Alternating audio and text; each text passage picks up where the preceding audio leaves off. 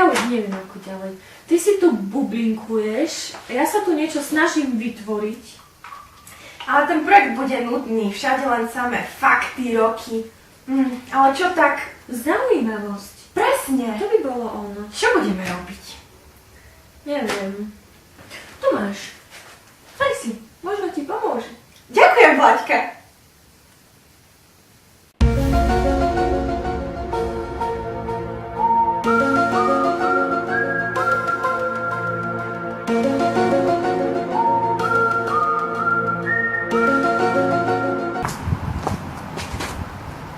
Kto si?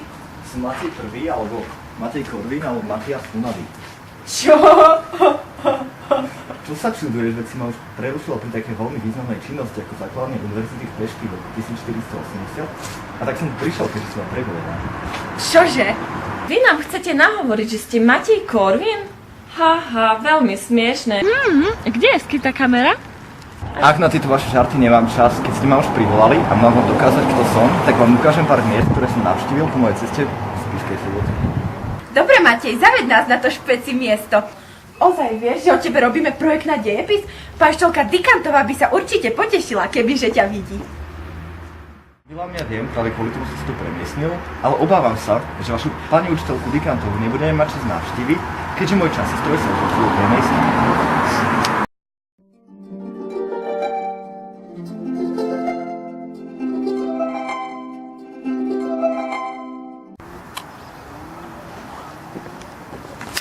Takže toto je dom, v ktorom som v roku 1474 po mojich cestách po Spiši prebýval.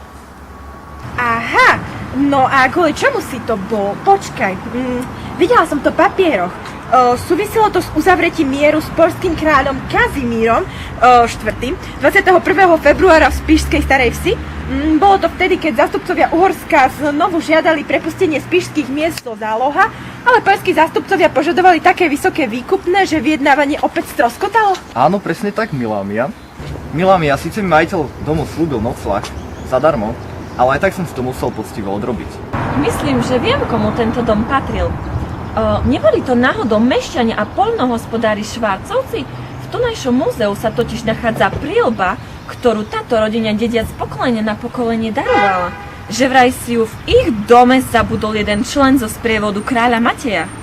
Áno, presne tak, milá Vlaďka. 20. storočie nie je až také hlúpe, ako mi povedal môj dvorný radca. Aha, nachádza sa to aj pamätná tabula.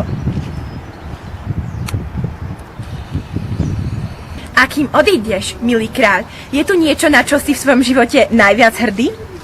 Áno, milá mi, ja som rád a som na to hrdý, že som sa viac ako bojiť proti Turkom zameral na výboje, ktorými som rozšíril hranice kráľovstva, čo síce vzbudilo nevôľu susedov, ale o tom potom, teraz už musím, v Pešti ma čakajú, majte sa krásne a žite šťastne. Storage, reserve power, on.